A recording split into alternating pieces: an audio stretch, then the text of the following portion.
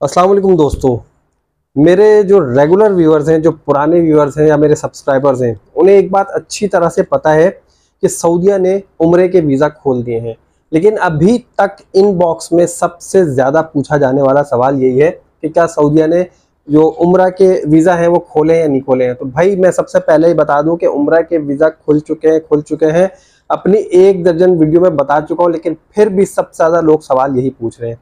उसके अलावा multiple questions हैं, लेकिन अभी जो मैं बताना चाह रहा हूँ, मैं पॉलिसी को वाज़ेह करना चाह रहा हूँ और बिल्कुल आसान लफ्ज़ों में, ताकि आप लोग बार बार ये सारे क्वेश्चन ना पूछें और इस वीडियो को देख लें। किसी के जहन में भी कोई क्वेश्चन आए, ये वीडियो दिखा दें, वीडियो शेयर कर दें। जितने भी लोग उम्रे पे जाना चाहते हैं या जिन्होंने इरादा किया है, तो इस वीडियो को लाजमी देखें और देखने के बाद आप लोगों को पता चल जाएगा, आप लोगों के सारे जो कन्फ्यूजन हैं जितनी भी, वो सब क्लियर हो जाएंगे। तो आइए चलते हैं अपनी वीडियो की तरफ। अच्छा भाई, सबसे पहली बात, उम्रा के वीज़ा खुल चुके हैं, बिल्कुल खुल चुके हैं, लेकिन बड़ी कड़ी शराइत के साथ।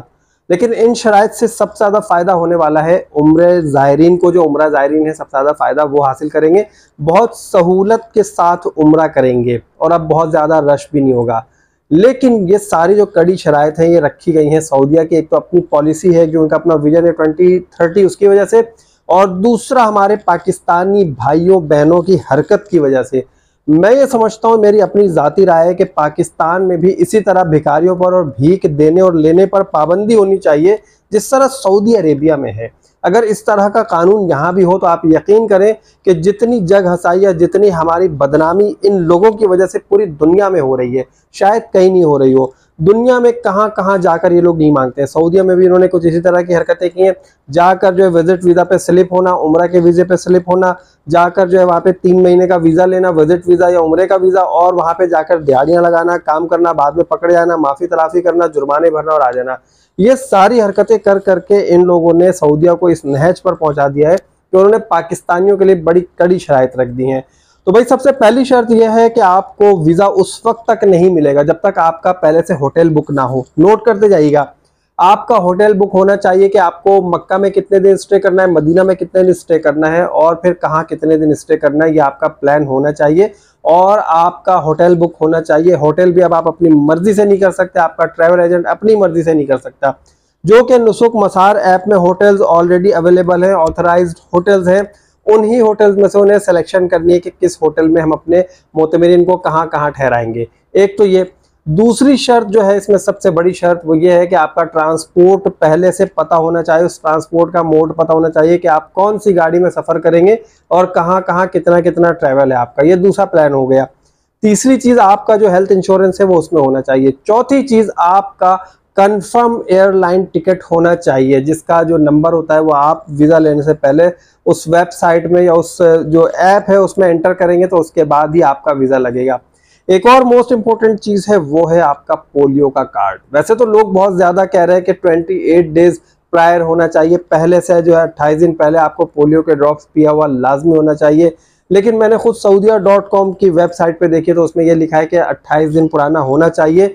लेकिन अगर नहीं है तो एटलीस्ट आपको at the time of departure ये ड्रॉप्स लाजमी पीने, और आपके पास उसका एक वैलिड सर्टिफिकेट, एक डॉक्यूमेंट होना चाहिए, जो आप किसी भी जगह पर किसी भी लोगों को दिखा सके कि भाई चेकिंग हो रही है, आपने पोलियो के ड्रॉप पिए हैं ना पिए हैं।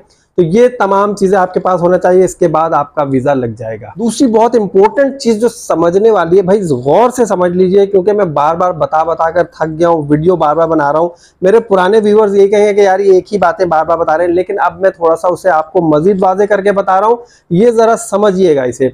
लोग ये कह रहे हैं कि मैं अकेले किस तरह उम्रे पर जाऊं। मैं अगर अकेले जाता हूं तो क्या मुझे वीज़ा की फ़ीस वो देनी पड़ेगी जो कि 1900 समथिंग 10 रियाले 20 रियाले मुझे वो फ़ीस देनी पड़ेगी, क्योंकि मैं तो अकेले जा रहा हूं। तो आप अकेले जाएं, आप 2 लोग जाएं, 3 लोग जाएं, 4 लोग जाएं, 10 लोग जाएं, आपका पूरा टाउन जाए, आपकी पूरी कम्युनिटी जाए, आपका पूरा गाँव जाए, आपको फ़ीस वो देनी है जो आप ट्रांसपोर्टेशन मोड सेलेक्ट करेंगे। अब इस बात को ज़रा अच्छी तरह से समझ लीजिएगा। यहाँ पर कुछ लोगों ने यह भी क्वेश्चन किया है कि मैं हूँ, मेरे साथ मेरी वाइफ है, 2-3 बच्चे हैं, तो क्या मुझे 4 लोगों वाली टैक्सी जो कार है उसका वीज़ा बुक कराना पड़ेगा? भाई ऐसा हरगिज़ नहीं है।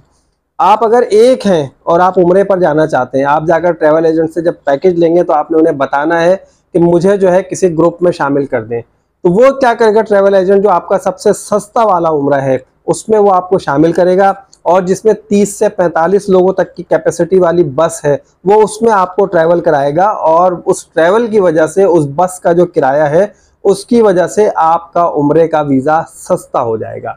एक तो ये बात हो गई।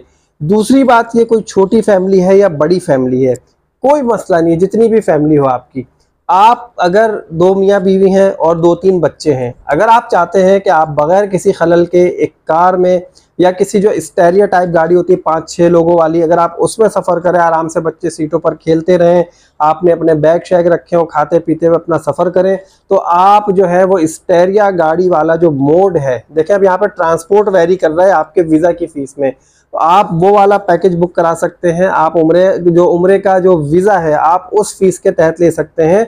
तो आपको वहाँ पर जो गाड़ी मिलेगी वो स्टेरिया गाड़ी मिलेगी, या जिस तरह यहाँ पर विगो गाड़ी होती है, सॉरी जो आप यहाँ पर जैसे लैंड क्रूजर टाइप की गाड़ी होती है, आपको उस तरह की गाड़ी मिल जाएगी, या कोई दूसरी कार मिल जाएगी, या जिस तरह BRV होती है यहाँ पर 6 सीटर, उस तरह की गाड़ी आपको मिल जाएगी वहाँ पर ट्रैवल करने के लिए।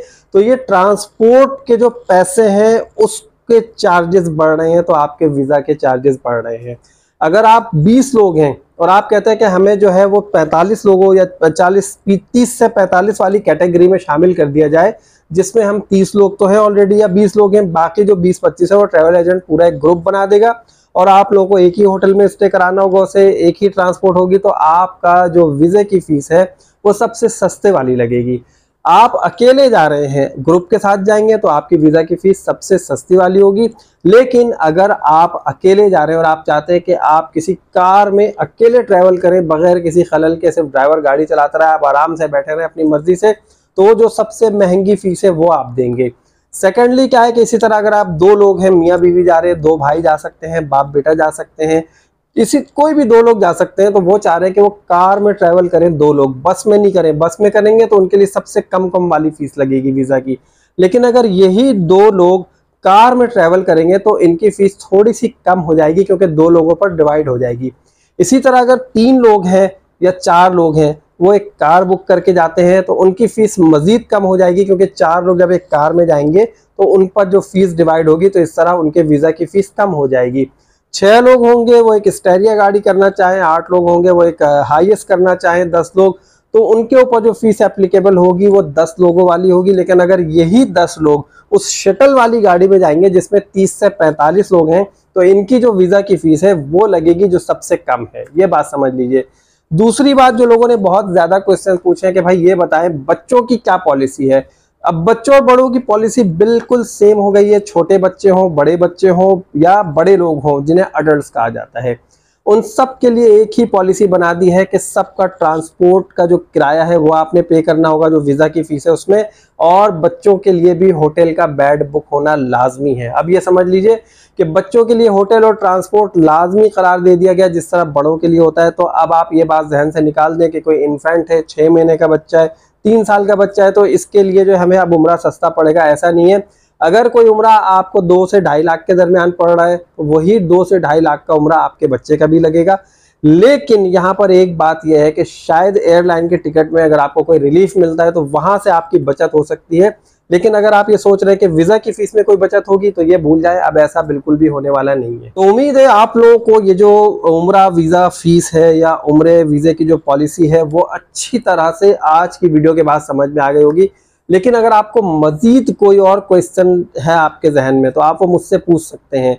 एक बात याद रख लीजिए कि जो तमाम बातें मैंने आपको इस वीडियो में बताई हैं, वो तमाम चीज़ें हर उस बंदे पर, हर उस शख्स पर एप्लीकेबल होती हैं जो पाकिस्तानी पासपोर्ट से किसी भी जगह से ट्रैवल करके उम्रे पर जाएगा। पाकिस्तानी पासपोर्ट पर ये तमाम चीज़ें एप्लीकेबल होंगी, चाहे वो किसी भी मुल्क से जाए, किसी भी शहर से जाए, गांव से जाए, देहात से जाए, कहीं से भी जाए, इससे कोई फ़र्क नहीं पड़ता। अगर पाकिस्तानी पासपोर्ट है तो तमाम रूल्स एंड रेगुलेशंस और जितने भी कवानीन हो, तमाम कवानीन इन पर लागू होते हैं। तो भाई मेरा ख्याल है आज के लिए इतना ही काफ़ी है, बहुत ज़्यादा हो गया ये भी, क्योंकि जो पॉलिसी है उसको एक्सप्लेन करने में थोड़ा सा टाइम तो लगता है। उम्मीद है आपको वीडियो अच्छी लगी होगी। जल्दी से लाइक कर दीजिए, चैनल को प्लीज़ सब्सक्राइब कर दीजिए, बेल आइकन जो है उसे भी प्रेस कर दिया करें, ताकि जैसे ही कोई अपडेट्स मेरे पास आए मैं आप लोगों तक शेयर कर सकूं। और मुझे नेक्स्ट वीडियो तक के लिए इजाज़त दीजिए। अल्लाह हाफिज़।